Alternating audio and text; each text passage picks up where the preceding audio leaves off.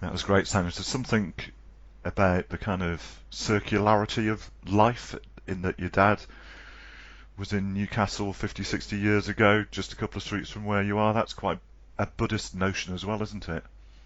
It really is. I mean, it's I'm amazed that that actually happened, and I was quite surprised that he had been living here, because I didn't really know that about him until I was moving up.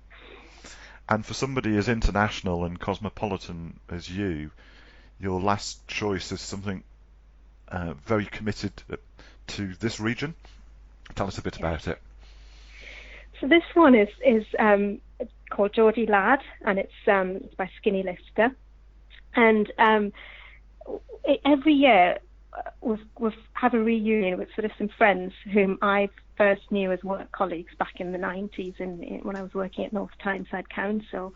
And we don't see each other often, but when we do, the connection that we have is still sort of really strong. And when we were younger, in our 20s, we used to go together on the quayside, drinking, dancing, talking about everything under the sun. And we had plans, like big plans to change the world, as you do.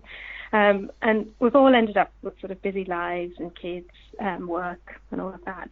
So no longer much time to sort of navel gaze. And though I don't see them often, they're still a big part of my life. And I often think of us. But after our most recent reunion this year, one of our friends sort of shared this song with us, and she said it reminded her of us back in the day, and in particular the words, "In conversation, your name came up. Took me back to the summer. Geordie lad, what the hell became of us?" And I just listened to it a couple of times, and I just absolutely loved it, so it had to go on the playlist. Let's listen to Geordie Lad by Skinny Lister.